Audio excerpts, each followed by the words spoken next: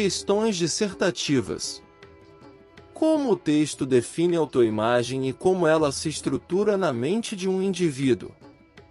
Resposta esperada. A autoimagem é a figuração do corpo na mente de uma pessoa, estruturada no contato do indivíduo consigo mesmo e com o mundo ao seu redor. Autoimagem. A imagem corporal não é mera sensação ou imaginação, é figuração do corpo em nossa mente. A imagem do corpo se estrutura em nossa mente, no contato do indivíduo consigo mesmo e com o mundo que o rodeia. Qual a importância da boa imagem no contexto social atual? Segundo o texto. Resposta esperada. No mundo atual, a formação da boa imagem é fundamental na busca por relações interpessoais satisfatórias, influenciada pela forma como se apresenta e no que parece ser. A boa aparência é importante para o convívio social das pessoas, especialmente em tempos de supervalorização da imagem. Como a dependência da aparência física pode afetar a liberdade e a felicidade de um indivíduo, de acordo com o texto? Resposta esperada. Quanto mais o indivíduo é dominado e preso à sua autoimagem, a ponto de ser dependente de sua aparência, mais distante ele estará de ser livre para o convívio feliz no mundo das diversidades. De que maneira a cultura da boa aparência influencia a aceitação social? Segundo o texto. Resposta esperada. Na cultura da boa aparência, a beleza adquire conotação de aceitação, onde não ser belo equivale a ser rejeitado. A sociedade impõe um padrão de beleza, e viver expondo a aparência física faz com que se assumam funções e poderes que dão acesso ao mundo. Como adolescentes obesos podem se sentir em relação à sua autoimagem e como isso afeta suas relações sociais? Resposta esperada. Adolescentes obesos podem apresentar sentimentos conflituosos com relação ao seu corpo, com receio de se olharem no espelho devido à insatisfação e rejeição do próprio corpo, o que pode refletir nas relações sociais. De que forma a autoimagem de uma pessoa pode ser distorcida, segundo o texto, e quais as possíveis consequências? Resposta esperada. A autoimagem de uma pessoa pode ser diminuída ou ampliada, como consequência de danos estruturais, educacionais, sociais e religiosos. Uma autoimagem ampliada pode levar o indivíduo a acreditar ser superior aos outros, tornando-se cruel e vingativo. O que é o transtorno desmórfico corporal, TDC, e qual o seu principal sintoma? Resposta esperada. O transtorno desmórfico corporal, TDC, é diagnosticado através do principal sintoma que é a extrema insatisfação com a imagem corporal. A percepção distorcida da imagem corporal é caracterizada pela preocupação exagerada com uma anomalia imaginária na aparência ou com um mínimo defeito corporal existente. Quais são os critérios diagnósticos para o transtorno desmórfico corporal, TDC? Resposta esperada. Os critérios diagnósticos para o TDC são: preocupação excessiva com algum defeito imaginário na aparência ou mínima anomalia presente. A preocupação causa estresse significativo ou prejuízo na vida social, ocupacional e outras áreas do funcionamento. Essas queixas não podem ser caracterizadas como outro transtorno mental.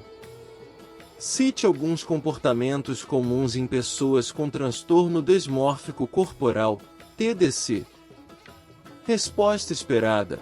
Comportamentos comuns em pessoas com TDC incluem: reafirmação constante da aparência, necessidade de checar o espelho constantemente. Camuflagem dos defeitos com maquiagem, corte e cor dos cabelos, roupas, óculos escuros. Controle da posição do corpo para evitar que o defeito seja observado. Cuidado excessivo em salão de beleza, bronzeamento artificial, dietas frequentes, exercícios exagerados e o uso de anabolizantes. Quais são as possíveis causas do transtorno desmórfico corporal, TDC? Resposta esperada. As possíveis causas do TDC incluem: genética, fatores neurobiológicos, função anormal de serotonina e dopamina, fisiopatologia, lesões cerebrais, disfunções neuroanatômicas, fatores psicológicos, teoria psicanalítica e cognitivo-comportamental. Como o texto define autoestima e como ela se relaciona com a autoimagem? Resposta esperada. A autoestima é definida de acordo com o conceito que se tem de si mesmo, delineado por normas culturais, valores e crenças. Há uma relação estreita da autoimagem com a autoestima. De que forma a autoestima pode influenciar a saúde mental e o comportamento de um indivíduo? Resposta esperada. A autoestima é um indicador de saúde mental, relacionada com a autoconfiança. Uma pessoa com boa autoestima se torna confiante para a tomada de decisões. A falta de consciência do seu verdadeiro potencial pode levar a um desequilíbrio entre o que se é e o que gostaria de ser, levando à contradição e à baixa autoestima, que pode gerar complexo de inferioridade, apatia e desânimo. Aula 11. Relação interdisciplinar do fisioterapeuta e atuação em projetos de prevenção, psicologia. Questões dissertativas. Qual a importância da relação interdisciplinar para o trabalho do fisioterapeuta, considerando os diferentes locais de atuação mencionados no texto? Resposta esperada. A relação interdisciplinar é crucial para o fisioterapeuta, pois permite uma abordagem mais completa e integrada do paciente. Nos locais de atuação como hospital, domicílio, clínica, ambulatório e centro de saúde, a colaboração com outros profissionais, médicos, psicólogos, terapeutas ocupacionais, etc., otimiza o tratamento e a reabilitação, promovendo uma melhor qualidade de vida para o paciente. De que maneira a psicologia aplicada à fisioterapia pode influenciar positivamente a adesão do paciente ao tratamento fisioterapêutico? Resposta esperada. A psicologia aplicada à fisioterapia pode aumentar a adesão do paciente ao tratamento ao considerar aspectos emocionais, comportamentais e cognitivos.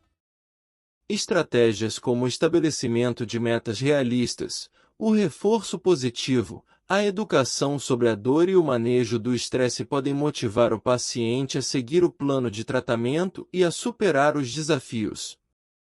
Como a atuação do fisioterapeuta em projetos de prevenção de doenças contribui para a melhoria da qualidade de vida da população? Resposta esperada. A atuação do fisioterapeuta em projetos de prevenção de doenças é fundamental para promover a saúde e o bem-estar da população. Através de programas de educação, exercícios e orientações posturais, o fisioterapeuta pode prevenir lesões, reduzir a incidência de doenças crônicas, como as cardiovasculares e osteoarticulares, e melhorar a capacidade funcional das pessoas, permitindo que elas realizem suas atividades diárias com mais autonomia e qualidade. Cite e explique brevemente 3 exemplos de como o fisioterapeuta pode atuar em projetos de prevenção de doenças em diferentes contextos: hospitalar, ambulatorial, domiciliar. Resposta esperada. Hospitalar. Implementação de programas de exercícios para pacientes acamados, visando prevenir complicações como pneumonia e trombose. Ambulatorial. Oferecimento de aulas de alongamento e fortalecimento para grupos de idosos, com o objetivo de prevenir quedas e melhorar a mobilidade. Domiciliar. Orientação aos familiares sobre a ergonomia e a adaptação do ambiente para facilitar a mobilidade e evitar lesões em pacientes com dificuldades de locomoção. Qual a importância da atualização constante do fisioterapeuta em relação às novas abordagens e tecnologias na área da prevenção e reabilitação? Resposta esperada. A atualização constante é essencial para que o fisioterapeuta possa oferecer o melhor tratamento possível aos seus pacientes. Novas abordagens e tecnologias surgem a todo momento, e o profissional que se mantém atualizado pode incorporar essas novidades em sua prática clínica, otimizando os resultados e proporcionando um cuidado mais eficiente e individualizado. Como o fisioterapeuta pode contribuir para a promoção da saúde no ambiente de trabalho, prevenindo lesões e promovendo o bem-estar dos trabalhadores? Resposta esperada. O fisioterapeuta pode atuar na promoção da saúde no ambiente de trabalho através de diversas estratégias, como a análise ergonômica dos postos de trabalho, a implementação de programas de ginástica laboral, a orientação sobre posturas corretas e o uso adequado de equipamentos, e a realização de palestras e workshops sobre temas relacionados à saúde e segurança no trabalho. De que forma o fisioterapeuta pode utilizar a comunicação eficaz para estabelecer uma relação de confiança com o paciente e promover a adesão ao tratamento? Resposta esperada. A comunicação eficaz é fundamental para o sucesso do tratamento fisioterapêutico. O fisioterapeuta deve ser capaz de ouvir atentamente o paciente, explicar de forma clara e acessível o diagnóstico, o plano de tratamento e os objetivos a serem alcançados, responder às dúvidas e preocupações, e oferecer apoio emocional e incentivo. Uma relação de confiança entre o fisioterapeuta e o paciente aumenta a adesão ao tratamento e melhora os resultados. Quais são os principais desafios enfrentados pelo fisioterapeuta na atuação em projetos de prevenção de doenças e promoção da saúde? E como esses desafios podem ser superados? Resposta esperada. Alguns dos principais desafios enfrentados pelo fisioterapeuta na atuação em projetos de prevenção e promoção da saúde incluem a falta de recursos financeiros, a resistência por parte da população em adotar hábitos saudáveis, a dificuldade em trabalhar de forma interdisciplinar e a falta de reconhecimento da importância da fisioterapia na área da prevenção. Para superar esses desafios, é importante investir em educação e conscientização, buscar parcerias com outros profissionais e instituições, e divulgar os resultados positivos dos projetos de prevenção. Como o fisioterapeuta pode utilizar a tecnologia a seu favor na prevenção de doenças e na promoção da saúde, tanto em atendimentos presenciais quanto remotos? Resposta esperada. A tecnologia oferece diversas ferramentas que podem auxiliar o fisioterapeuta na prevenção de doenças e na promoção da saúde. Aplicativos de exercícios, plataformas de teleconsulta, sensores de movimento e softwares de análise postural são alguns exemplos de recursos que podem ser utilizados para monitorar a atividade física, oferecer orientações personalizadas, acompanhar a evolução do paciente e promover adesão ao tratamento, tanto em atendimentos presenciais quanto remotos. De que maneira o fisioterapeuta pode adaptar suas abordagens e técnicas para atender às necessidades específicas de diferentes grupos populacionais, crianças, idosos, gestantes, atletas, etc., em projetos de prevenção? Resposta esperada. O fisioterapeuta deve adaptar suas abordagens e técnicas para atender às necessidades específicas de cada grupo populacional. Em crianças, por exemplo, é importante utilizar atividades lúdicas e motivadoras para promover o desenvolvimento motor e prevenir lesões. Em idosos, o foco deve ser na manutenção da autonomia e na prevenção de quedas. Em gestantes, o fisioterapeuta pode oferecer orientações sobre posturas adequadas e exercícios para fortalecer a musculatura do assoalho pélvico. Em atletas, O objetivo é prevenir lesões relacionadas ao esporte e otimizar o desempenho. Qual o papel da família e da comunidade no sucesso dos projetos de prevenção de doenças e promoção da saúde liderados pelo fisioterapeuta? Resposta esperada: a família e a comunidade desempenham um papel fundamental no sucesso dos projetos de prevenção de doenças e promoção da saúde. O apoio da família é essencial para que o paciente siga as orientações do fisioterapeuta e adote hábitos saudáveis. A comunidade pode oferecer um ambiente favorável à prática de atividades físicas e à promoção da saúde, através da criação de espaços públicos adequados, da organização de eventos e da divulgação de informações relevantes. Como o fisioterapeuta pode avaliar a eficácia de suas intervenções em projetos de prevenção de doenças e promoção da saúde? E quais indicadores podem ser utilizados para mensurar os resultados?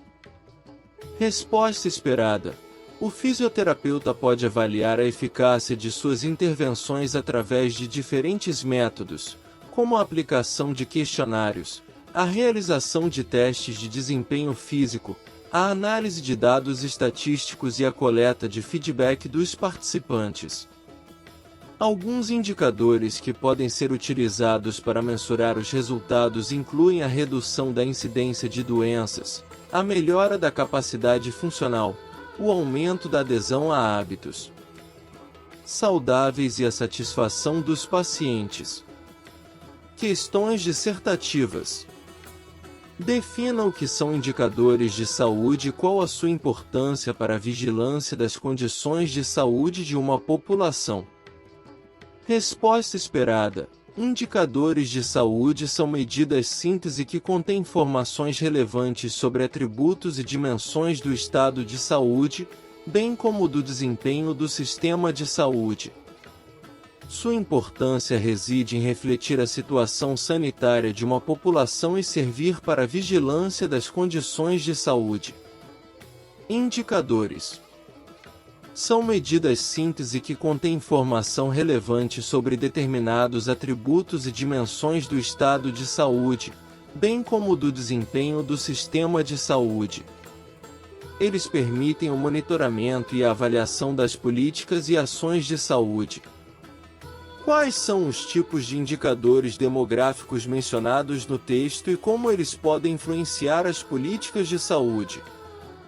Resposta esperada: os indicadores demográficos mencionados incluem população total, razão de sexos, taxa de crescimento da população, grau de urbanização, proporção de menores de 5 anos, proporção de idosos, taxa de fecundidade total e específica, taxa bruta de natalidade, mortalidade proporcional por idade, taxa bruta de mortalidade e esperança de vida ao nascer.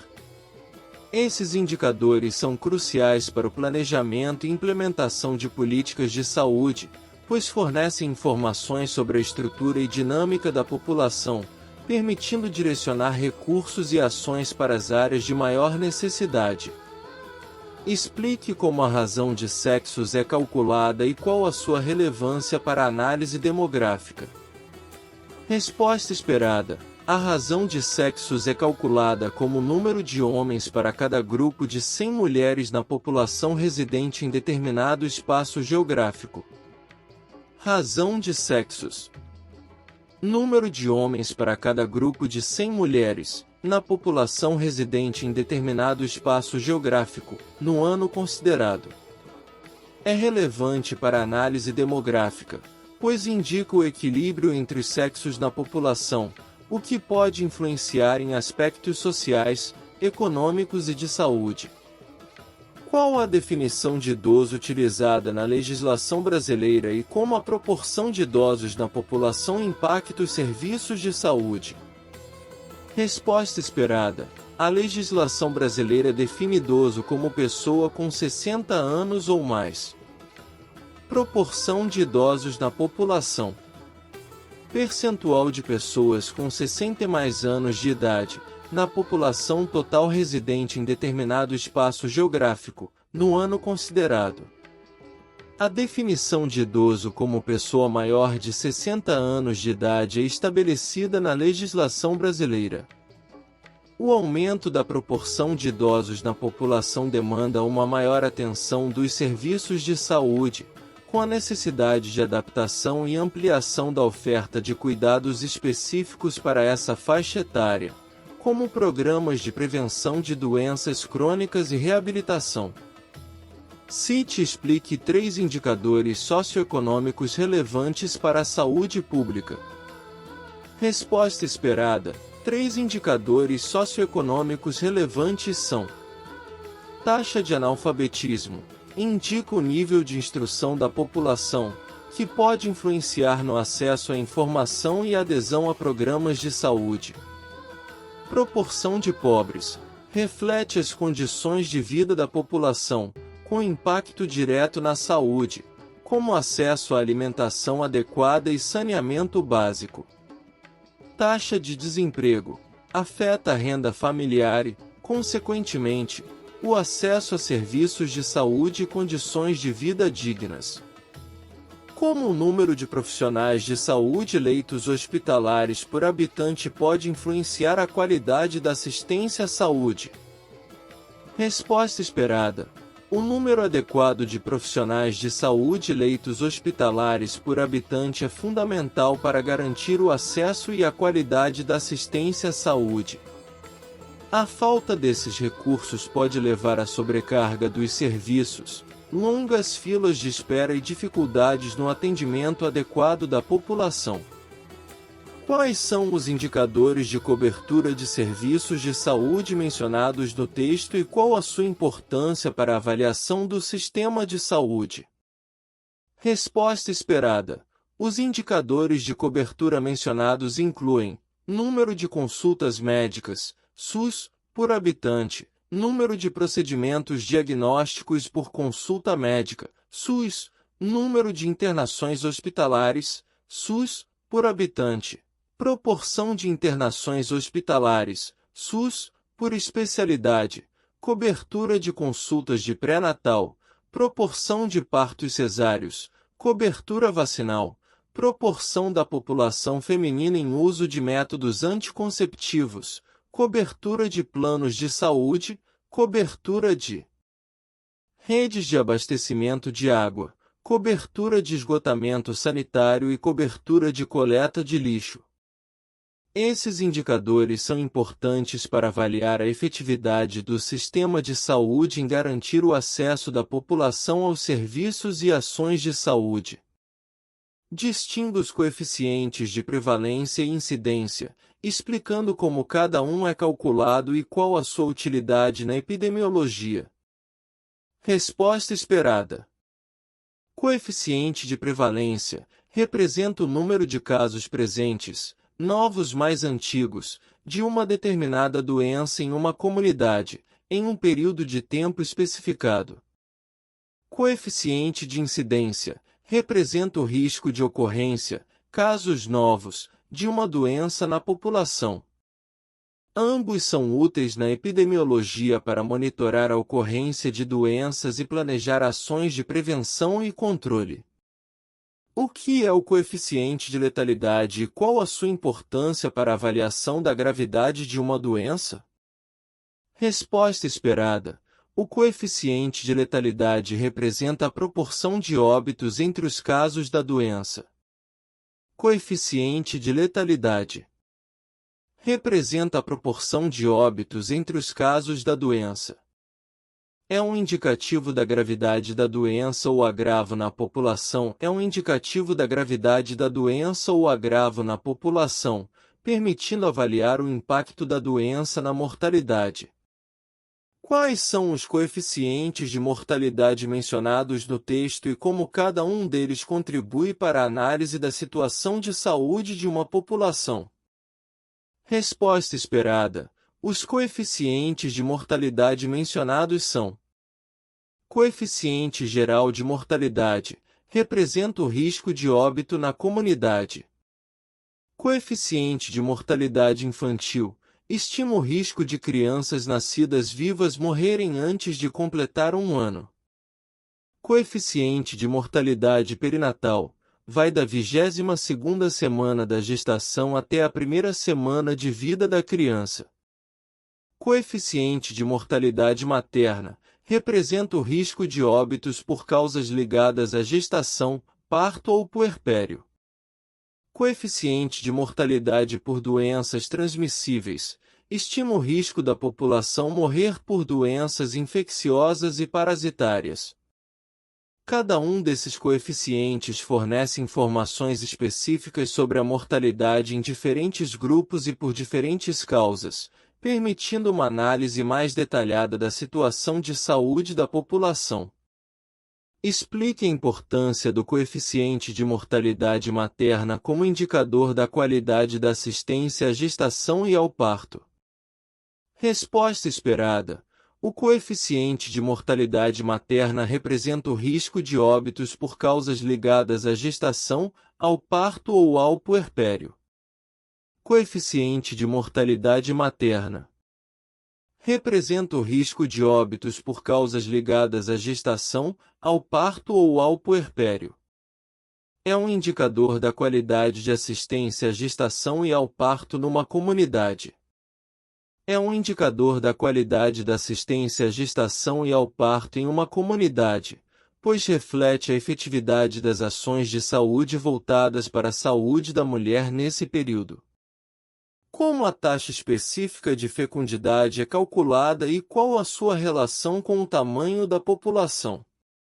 Resposta esperada. A taxa específica de fecundidade é o número médio de filhos nascidos vivos, tidos por uma mulher, por faixa etária específica do período reprodutivo, na população residente em determinado espaço geográfico, no ano considerado. Taxa específica de fecundidade. Número médio de filhos nascidos vivos, tidos por uma mulher, por faixa etária específica do período reprodutivo, na população residente em determinado espaço geográfico, no ano considerado.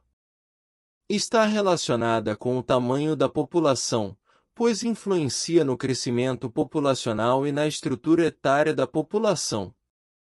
Questões dissertativas. O que é a CID e qual a sua principal finalidade? Resposta esperada. A CID, Classificação Estatística Internacional de Doenças e Problemas Relacionados à Saúde, é um dicionário universal da saúde que serve para registrar diagnósticos médicos, organizar estatísticas de saúde, apoiar o planejamento de saúde pública e autorizar tratamentos e exames. Quais são os usos práticos da CID-10 no sistema de saúde? Resposta esperada. A CID-10 é utilizada para identificar as condições de saúde de pacientes hospitalizados, em ambulatórios e na atenção primária, além de apresentar estatísticas das causas de morte, mortalidade e das doenças que levam a internações hospitalares ou atendimentos ambulatoriais, morbidade. Como a CID auxilia no planejamento de saúde pública? Dê um exemplo. Resposta esperada. A CID auxilia no planejamento de saúde pública ao fornecer dados sobre a prevalência de diferentes doenças, permitindo que os órgãos de saúde planejem campanhas de prevenção e alocação de recursos. Por exemplo, saber quantos casos de diabetes, CID-10 é 11, existem permite planejar campanhas de prevenção. Quais são as limitações da CID-10? Resposta esperada. A CID-10 possui algumas limitações, como não incluir dados detalhados para algumas especialidades, restringir o conhecimento dos atributos de determinadas doenças e não registrar o impacto dessas condições sobre a vida das pessoas. Como a CID-10 é estruturada em termos de códigos? Resposta esperada. A CID-10 utiliza códigos alfanuméricos, compostos por 3 caracteres básicos, podendo chegar a 6 em algumas subcategorias. Cite alguns exemplos de categorias de doenças classificadas na CID-10. Resposta esperada. Algumas categorias de doenças classificadas na CID-10 incluem doenças infecciosas e parasitárias, A00, B99, neoplasias, tumores, C00, D48, doenças do sangue e dos órgãos hematopoéticos, D50, D89, transtornos mentais e comportamentais, F00, F99, e doenças do aparelho respiratório, J00, J99. Qual a importância da CID para fins de benefícios assistenciais? Resposta esperada. A CID é a única exigência legal para acesso a benefícios assistenciais, garantindo que pessoas com determinadas condições de saúde possam receber o suporte necessário. Como a classificação de Bertillon influenciou a criação da CID? Resposta esperada. A classificação de Bertillon, uma lista internacional de causas da morte de 1893, foi um dos antecedentes da CID, mostrando a evolução da necessidade de classificar e registrar informações de saúde em nível internacional. Como a OMS, Organização Mundial da Saúde, participou do desenvolvimento da CID-10? Resposta esperada. A OMS teve um papel fundamental no desenvolvimento da CID-10, coordenando reuniões com um comitê de peritos em classificação internacional de doenças e recebendo sugestões dos países membros para aprimorar a classificação. Quais são os propósitos epidemiológicos e administrativos da CID-10? Resposta esperada. Os propósitos epidemiológicos e administrativos da CID-10 incluem o monitoramento da incidência e prevalência de doenças, a avaliação da situação geral da saúde de grupos populacionais e o estabelecimento de uma linguagem comum para a comunicação de informações de saúde. O que são as apresentações estatísticas da CID-10 e quais informações elas fornecem? Resposta esperada. As apresentações estatísticas da CID-10 fornecem dados sobre as causas de morte, mortalidade e as doenças que levam a internações hospitalares ou atendimentos ambulatoriais, morbidade, permitindo uma análise detalhada do perfil de saúde da população. Como a CIF, Classificação Internacional de Funcionalidade, se relaciona com a CID-10? Resposta esperada. A CIF complementa a CID-10, fornecendo informações sobre a funcionalidade e a incapacidade relacionadas às condições de saúde, permitindo uma avaliação mais completa do impacto das doenças na vida das pessoas. Questões dissertativas.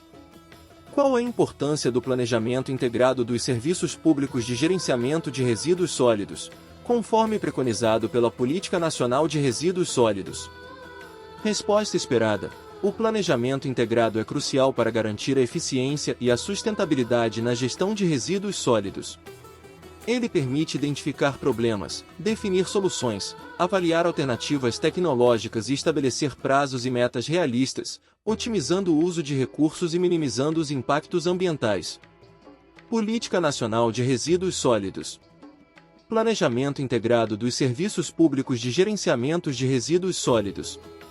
Item identificação do problema, item definição de soluções, item alternativas tecnológicas, item estabelecer prazos e metas. Quais são as ações preconizadas pela Política Nacional de Resíduos Sólidos para a gestão de resíduos, e qual a ordem de prioridade entre elas? Resposta esperada. A Política Nacional de Resíduos Sólidos preconiza a não geração de lixo, a redução, a reutilização, a coleta seletiva, a reciclagem, a compostagem e a destinação final somente dos rejeitos dos processos de tratamento. A ordem de prioridade é não geração, redução, reutilização, reciclagem, tratamento e, por último, destinação final dos rejeitos. Política Nacional de Resíduos Sólidos. Não geração de lixo, item redução, item reutilização, item coleta seletiva, item reciclagem, item compostagem, item destinação final somente dos rejeitos dos processos de tratamento. Como são definidos os resíduos sólidos e o chorume, de acordo com o texto? Resposta esperada. Resíduos sólidos são definidos como um conjunto heterogêneo de materiais, substâncias, objetos ou bens descartados resultantes de atividades humanas, nos estados sólido ou semissólido, bem como gases contidos em recipientes e líquidos inviáveis de lançamento na rede pública de esgotos. Chorume é o líquido produzido pela decomposição de substâncias contidas nos resíduos sólidos. Quais são as etapas do gerenciamento de resíduos sólidos e como a gestão integrada se relaciona com essas etapas? Resposta esperada. As etapas do gerenciamento de resíduos sólidos são coleta, transporte, transbordo, tratamento e destinação final ambientalmente adequada dos resíduos sólidos e disposição final ambientalmente adequada dos rejeitos. A gestão integrada busca soluções para os resíduos sólidos considerando as dimensões política, econômica, ambiental, cultural e social, com controle social e sob a premissa do desenvolvimento sustentável. O que é a logística reversa e qual a sua importância para a gestão de resíduos sólidos? Resposta esperada. Logística reversa é um instrumento de desenvolvimento econômico e social caracterizado por um conjunto de ações, procedimentos e meios destinados a viabilizar a coleta e a restituição dos resíduos sólidos ao setor empresarial, para reaproveitamento, em seu ciclo ou em outros ciclos produtivos, ou outra destinação. É importante para reduzir a quantidade de resíduos destinados a aterros sanitários e promover a economia circular. Quais são os tipos de resíduos sólidos quanto à sua facilidade de degradação, e quais exemplos são dados para cada tipo? Resposta esperada. Os tipos de resíduos sólidos quanto à sua facilidade de degradação são: facilmente degradáveis, FD restos de comida, sobras de cozinha, folhas, capim, cascas de frutas, animais mortos e excrementos. Moderadamente degradáveis, MD papel, papelão e outros produtos celulósicos. Dificilmente degradáveis, DD trapo, couro, pano, madeira, borracha, cabelo, pena de galinha, osso, plástico. Não degradáveis, nada metal não ferroso, vidro, pedras, cinzas, terra, areia, cerâmica. Como os resíduos sólidos são classificados quanto à sua origem, e quais exemplos são dados para cada classificação? Resposta esperada. Os resíduos sólidos são classificados quanto à sua origem em domiciliares, resíduos públicos, sólidos urbanos, estabelecimentos comerciais e prestadores de serviço, serviços públicos de saneamento básico, industriais, de serviços de saúde, da construção civil, agrosilvopastoris, serviços de transportes e mineração. Qual a diferença entre resíduos perigosos e não perigosos, e quais características definem um resíduo como perigoso? Resposta esperada. Resíduos perigosos apresentam características de inflamabilidade, corrosividade, reatividade, toxicidade, patogenicidade, carcinogenicidade, teratogenicidade e mutagenicidade, representando risco à saúde pública ou à qualidade ambiental. Resíduos não perigosos são aqueles que não se enquadram nessas características. O que são os planos de gestão de resíduos sólidos e qual a sua importância? Resposta esperada. Planos de gestão de resíduos sólidos são um conjunto de princípios, objetivos, instrumentos, diretrizes, metas e ações a serem adotadas pelos poderes públicos ou particulares com vista à gestão integrada e ao gerenciamento ambientalmente adequado dos resíduos. São importantes para seguir a legislação e garantir uma gestão eficiente e sustentável dos resíduos. Quais são os princípios da política de redução de resíduos sólidos, e como a estratégia dos 5Rs se relaciona com essa política? Resposta esperada. Os princípios da política de redução de resíduos sólidos incluem a responsabilização do gerador pelos resíduos gerados, a elaboração de planos de gestão integrada de resíduos sólidos pelo titular dos serviços, a análise e avaliação do ciclo de vida do produto e a logística reversa. A estratégia dos 5Rs, repensar, reduzir, reutilizar, reciclar e rejeitar, se relaciona com essa política ao promover ações que visam minimizar a geração de resíduos e maximizar o aproveitamento dos materiais. Quais são os serviços públicos de limpeza urbana mencionados no texto, e qual é a importância do acondicionamento adequado dos resíduos? Resposta esperada. Os serviços públicos de limpeza urbana mencionados são varrição e capina. O acondicionamento adequado dos resíduos é fundamental para atender às condições sanitárias, evitar odores desagradáveis, conter o lixo gerado, possibilitar uma manipulação segura pela equipe de coleta e permitir uma coleta rápida. Quais são os tipos de coleta de resíduos mencionados no texto, e qual é a importância da coleta seletiva? Resposta esperada. Os tipos de coleta de resíduos mencionados são coleta convencional, coleta de resíduos de limpeza urbana, coleta de resíduos de serviços de saúde, coleta de resíduos da construção civil, coleta de resíduos especiais e coleta seletiva. A coleta seletiva é importante para recolher os resíduos segregados na fonte, visando a reciclagem e a redução da quantidade de resíduos destinados a aterros sanitários. Questões dissertativas. Como o texto define paciente terminal e qual a expectativa de vida associada a essa condição? Resposta esperada. O texto define paciente terminal como aquele cujas possibilidades de resgate das condições de saúde se esgotaram, com uma expectativa de vida avaliada em menor ou igual a 6 meses. Paciente terminal. Se esgotam as possibilidades de resgate das condições de saúde do paciente. Expectativa de vida avaliada é menor ou igual a 6 meses. O que são cuidados paliativos e qual o seu principal objetivo? Resposta esperada. Cuidados paliativos são um conjunto de práticas que visam amenizar a dor e o sofrimento do paciente com doença crônica grave, sejam de origem física, psicológica, social ou espiritual. O objetivo é melhorar a qualidade de vida do paciente e de seus familiares. Cuidados paliativos. Objetivo: amenizar a dor e o sofrimento sejam de origem física, psicológica, social ou espiritual paciente com doença crônica grave. Quais são os profissionais que compõem a equipe multidisciplinar de cuidados paliativos e qual a importância dessa abordagem? Resposta esperada. A equipe multidisciplinar de cuidados paliativos é composta por médicos, enfermeiros, fisioterapeutas, nutricionistas, assistentes sociais, psicólogos e fonoaudiólogos. A abordagem multidisciplinar é importante para atender às diversas necessidades do paciente, oferecendo um cuidado integral e humanizado. Quais são os princípios dos cuidados paliativos, de acordo com o texto? Resposta esperada. Os princípios dos cuidados paliativos são: promover o alívio da dor e de outros sintomas desagradáveis. Afirmar a vida e considerar a morte um processo normal da vida. Não acelerar nem adiar a morte. Integrar os aspectos psicológicos e espirituais no cuidado ao paciente. Oferecer sistema de suporte para auxiliar os familiares durante a doença do paciente e o luto. Melhorar a qualidade de vida e influenciar positivamente o curso da doença. Como a cultura e a religião influenciam a forma como as pessoas lidam com a morte? Resposta esperada. A cultura e a religião influenciam a forma como as pessoas lidam com a morte, atribuindo diferentes significados e ritos fúnebres. Esses ritos e crenças ajudam a dar sentido ao processo de luto e a confortar os familiares.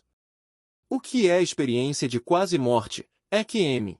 E quais são as características relatadas por pessoas que a vivenciaram? Resposta esperada. A experiência de quase-morte, EQM, é um fenômeno relatado por pessoas que estiveram próximas da morte. As características incluem a sensação de flutuar sobre o próprio corpo, observar o trabalho dos médicos, ser guiado por parentes mortos até uma luz brilhante passar por um túnel longo e escuro. Como a EQM pode transformar a vida de uma pessoa, de acordo com o texto?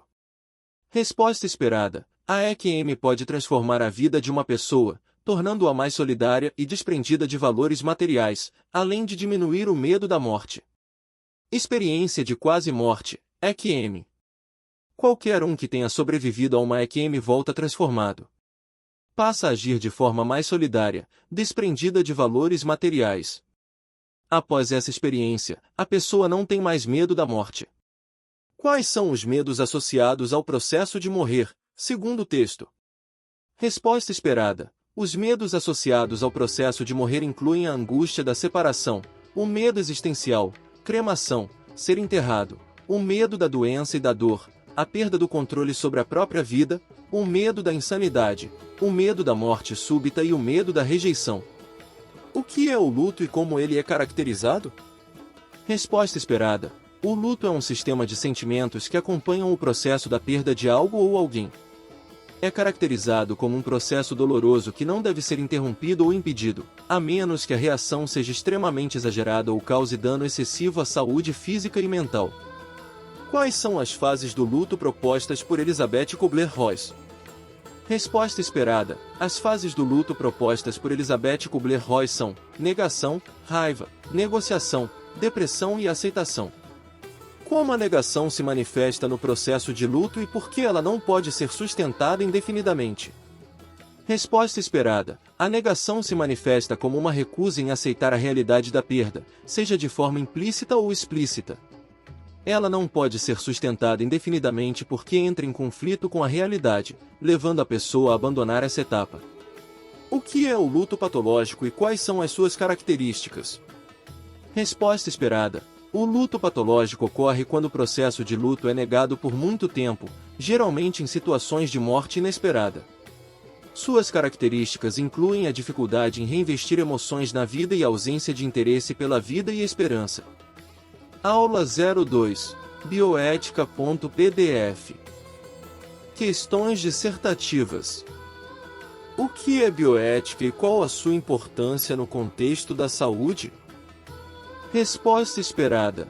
Bioética é o estudo interdisciplinar dos problemas levantados pelas pesquisas e pelas práticas biomédicas, que tem repercussões éticas, sociais, jurídicas, políticas e econômicas. Sua importância reside em fornecer um quadro de referência para a tomada de decisões éticas em situações complexas na área da saúde, considerando os valores e princípios morais envolvidos. Bioética. Estudo interdisciplinar dos problemas levantados pelas pesquisas e pelas práticas biomédicas, que tem repercussões éticas, sociais, jurídicas, políticas e econômicas. Quais são os princípios fundamentais da bioética e como eles se aplicam na prática clínica? Resposta esperada. Os princípios fundamentais da bioética são: autonomia, respeito à capacidade do paciente de tomar decisões sobre sua própria saúde. Beneficência, agir em benefício do paciente, buscando o melhor tratamento possível. Não maleficência, não causar dano intencional ao paciente. Justiça, garantir o acesso equitativo aos serviços de saúde e a distribuição justa dos recursos. Como a Declaração de Helsinki influenciou a pesquisa envolvendo seres humanos? Resposta esperada.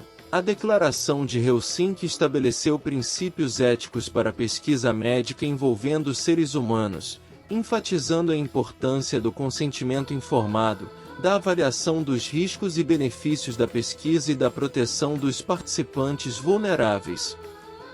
O que é o consentimento livre e esclarecido, TCLE? E qual a sua importância na prática médica? Resposta esperada. O consentimento livre e esclarecido, TCLE, é um documento que formaliza a autorização do paciente para a realização de um procedimento médico ou participação em uma pesquisa, após ter recebido informações claras e completas sobre os riscos, benefícios e alternativas disponíveis. Sua importância reside em garantir o respeito à autonomia do paciente e a sua participação ativa nas decisões sobre sua saúde. Quais são os dilemas éticos mais comuns enfrentados pelos profissionais de saúde no contexto da terminalidade da vida? Resposta esperada. Os dilemas éticos mais comuns incluem a eutanásia, o suicídio assistido, a destanásia, prolongamento artificial da vida, e a ortotanásia, suspensão de tratamentos fúteis para permitir uma morte natural e digna. Como a bioética pode auxiliar na tomada de decisões em situações de conflito entre valores morais e princípios éticos? Resposta esperada. A bioética oferece um quadro de referência para a análise e a resolução de conflitos éticos, através da aplicação dos princípios fundamentais, da ponderação dos valores envolvidos e da busca por soluções que respeitem a dignidade e os direitos dos pacientes. Qual é a importância da confidencialidade na relação médico-paciente e quais são as exceções a essa regra? Resposta esperada. A confidencialidade é fundamental para estabelecer uma relação de confiança entre o médico e o paciente, garantindo que as informações compartilhadas serão mantidas em sigilo. As exceções a essa regra incluem situações em que a revelação das informações é necessária para proteger a saúde pública, cumprir uma obrigação legal ou prevenir um dano grave a terceiros. Como a bioética aborda as questões relacionadas à reprodução assistida e à manipulação genética? Resposta esperada. A bioética analisa os aspectos éticos, sociais e legais da reprodução assistida e da manipulação genética, considerando os direitos dos envolvidos, os riscos e benefícios das tecnologias e os possíveis impactos na sociedade. Quais são os desafios éticos relacionados ao uso de novas tecnologias na área da saúde, como a inteligência artificial e a telemedicina? Resposta esperada. Os desafios éticos incluem a garantia da privacidade e segurança dos dados dos pacientes, a responsabilidade pelos diagnósticos e tratamentos realizados por meio de inteligência artificial, a acessibilidade e a equidade no acesso à telemedicina, e a manutenção da relação humana entre o médico e o paciente. Como a bioética pode contribuir para a promoção da justiça social e da equidade no acesso aos serviços de saúde?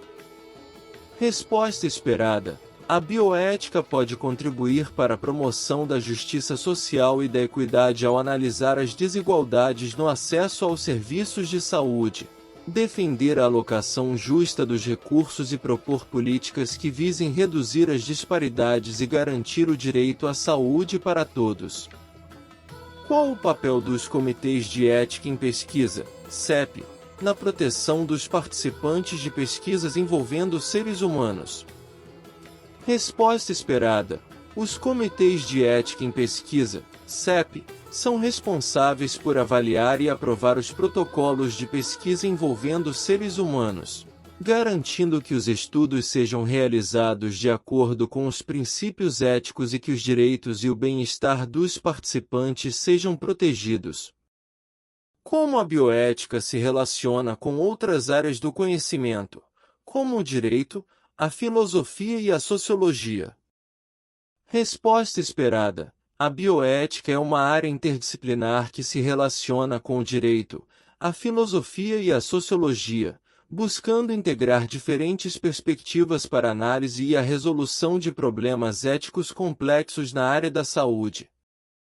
O direito fornece o arcabouço legal para a regulamentação das práticas biomédicas, a filosofia contribui com a reflexão sobre os valores e princípios morais, e a sociologia oferece uma compreensão das questões sociais e culturais envolvidas. 06 Prevenção de acidentes é mapa de risco.pdf. Questões dissertativas.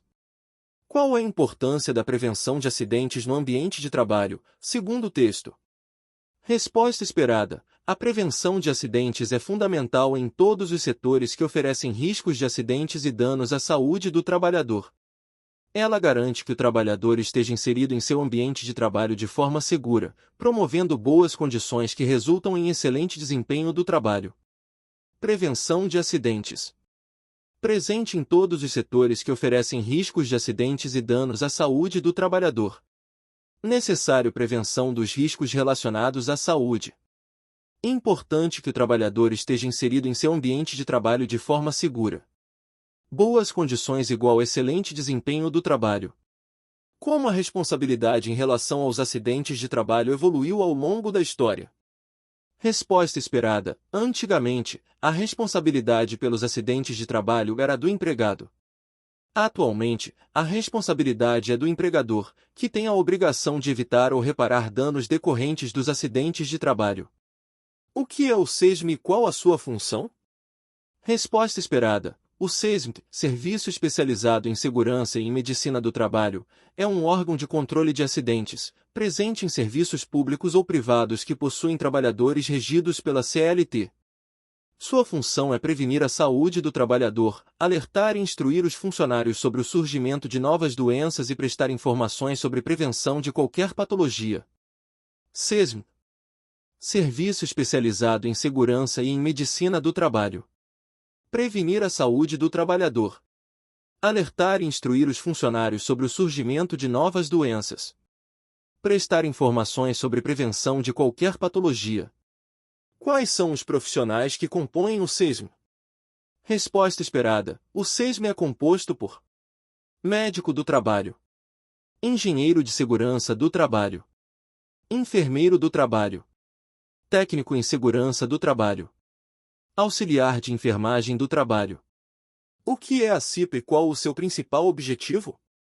Resposta esperada. A CIPA, Comissão Interna de Prevenção de Acidentes, é constituída por um grupo de pessoas representando os empregados e empregadores, treinados para colaborar na prevenção de acidentes. Seu principal objetivo é proporcionar segurança no local de trabalho e auxiliar no desenvolvimento das atividades. CIPA. Constituída por um grupo de pessoas representando os empregados e empregadores, treinados para colaborar na prevenção de acidentes. Principal objetivo: proporcionar segurança no local de trabalho e auxiliando no desenvolvimento das atividades. Como é constituída a CIPA e qual a duração do mandato dos membros eleitos?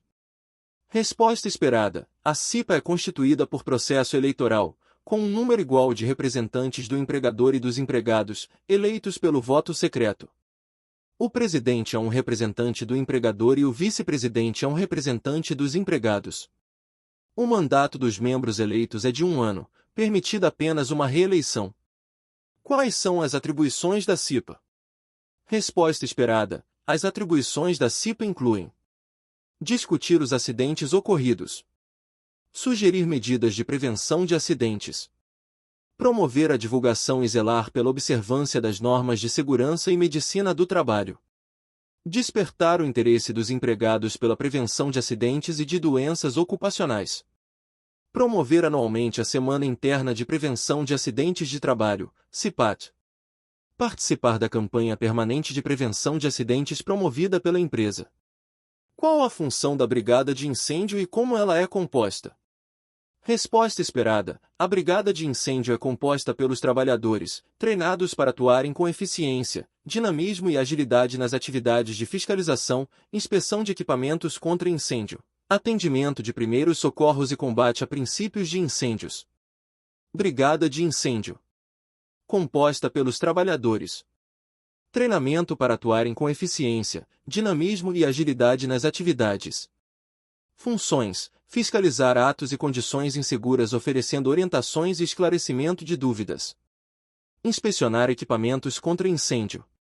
Incitar medidas protetivas com a participação de todos. Atender primeiros socorros. Combater princípio de incêndios. Quais são as atribuições da Brigada de Incêndio? Resposta esperada. As atribuições da Brigada de Incêndio incluem: combater incêndio, efetuar salvamentos e exercer a prevenção de acordo com as normas existentes. Avaliar todos os riscos existentes. Realizar inspeções gerais dos equipamentos de combate a incêndio.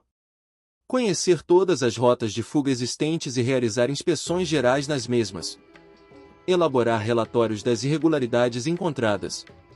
Promover as medidas de segurança propostas pelo coordenador de emergência.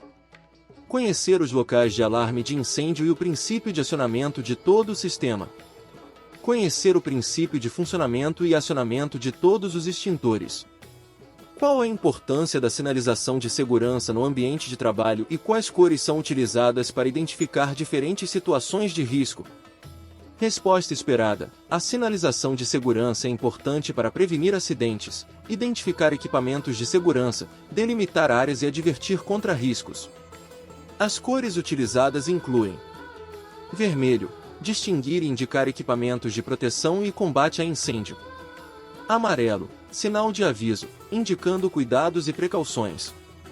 Branco, indicar, identificar e distinguir passarelas, corredores e áreas de armazenagem. Preto, mostrar as canalizações de inflamáveis e combustíveis de alta viscosidade. Azul, indicar cuidado e prevenir contra movimento acidental de equipamentos em manutenção. Verde, caracteriza segurança, salvamento e socorro. Laranja, atenção, indicando perigos em partes móveis de máquinas e equipamentos. Púrpura, indicar os perigos decorrentes das radiações eletromagnéticas. Lilás, indicar canalizações que contenham álcalis. Cinza, identificar canalizações em vácuo e eletrodutos. Marrom, identificar qualquer fluido não identificável pelas demais cores. O que é o mapa de risco e qual o seu objetivo? Resposta esperada. O mapa de risco é uma representação gráfica de vários fatores adversos presentes nos locais de trabalho, capazes de prejudicar a saúde dos trabalhadores.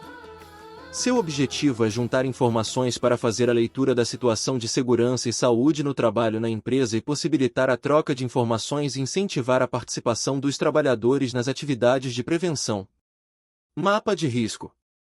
Demonstração dos riscos deve ser evidenciada em planta baixa ou croquis do local de trabalho, com os tipos de risco relacionados. Devem estar localizados e fixados em locais visíveis ao trabalhador, em todas as seções. Oferecer conhecimento dos riscos do ambiente. Quais são as etapas para a construção do mapa de risco e como os riscos são representados graficamente?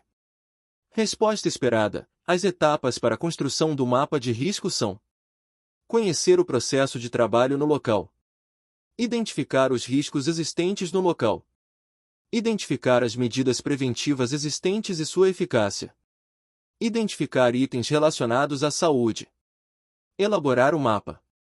Os riscos são representados graficamente por círculos de vários tamanhos e cores, que são padronizadas de acordo com sua gravidade, em planta baixa ou croquis do local de trabalho.